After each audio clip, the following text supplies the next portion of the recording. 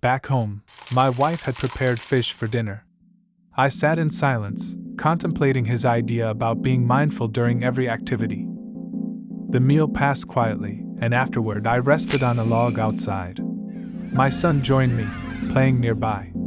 It was then that I glanced upon the moon. It was a full moon, shining bright in the sky, an ethereal beauty. Then I immediately stopped in my tracks. I had just used the word beautiful. What did I genuinely feel? Scrutinizing my recent thoughts, I realized I had mechanically repeated the term, devoid of substance.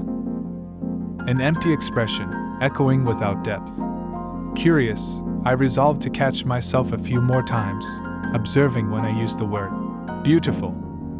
And as for meeting KillJooi, I decided not to rush. The next day, my wife approached me and asked me to accompany her for a walk around the village. She said she wanted to discuss a few household issues. We walked around the village. Just behind the cluster of houses was a small pond, and a solitary lotus was in full bloom. My wife exclaimed, "Isn't it beautiful?" I was intrigued. Maybe she saw something I didn't. "What is beautiful, Sarla?" Sarla replied, "Can't you see the lotus blooming in the pond? It is beautiful." "What is beautiful, Sarla, in the lotus?" Seeing my serious countenance, she stopped walking and asked me, "What is the matter with you? For the last couple of days, you have not been acting normally. Is there something wrong?" "Sarla, nothing is wrong. I just want to understand why you say this is beautiful. Look at the pond, the blue and red lotuses in full bloom, the small frogs croaking along the water's edge. This entire scene before us is beautiful." I was deeply scared at this. What have I got myself into with this KillJooi? My wife had no clue that she was talking like an automaton programmed to use the word beautiful. I told her, "I am not feeling well. Can we go home?" She was visibly concerned and hurried me home, insisting I stay in bed for the next several hours. I decided to give it a week before visiting KillJooi again, resolving to maintain a strict vigilance over my own thoughts. I wanted to dissect exactly how and when I used the word beautiful. Throughout that entire week, I couldn't find a single moment where I actually felt something before the word escaped my lips. Eventually, I stopped using it altogether. I realized I wasn't just a collector of hollow memories. I was speaking like a robot, programmed to utter specific phrases in specific situations without any genuine connection to the world. After a week, I went to him.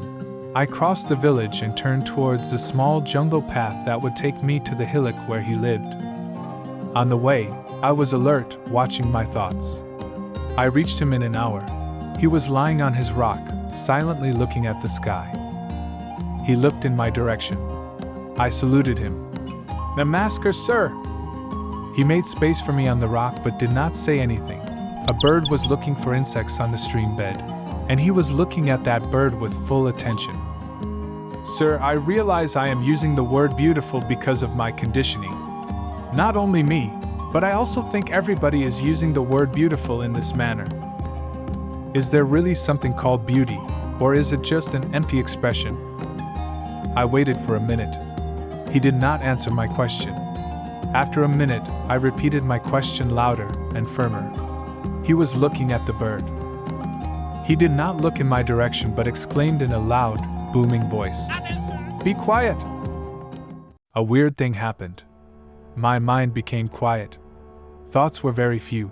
They were so faint that I could barely hear them. Things stayed like that for half an hour.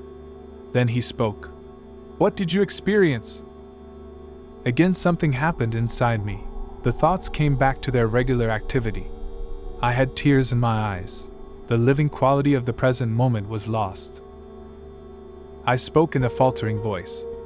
"Sir, the immensity of the present moment hit me." The leaves of the trees and the grass were swaying in the wind.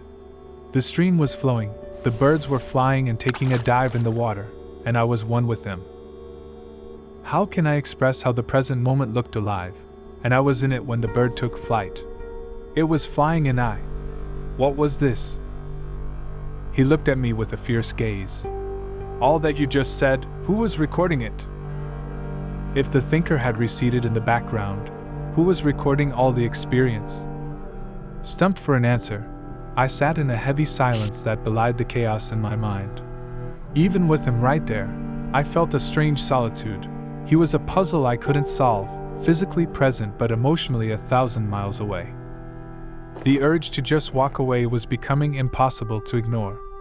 "Sir, can I express what I have experienced to my wife?" This time, he became visibly angry. "Why do you want to express your experience? Why is an expression about the event more important than the experience itself?"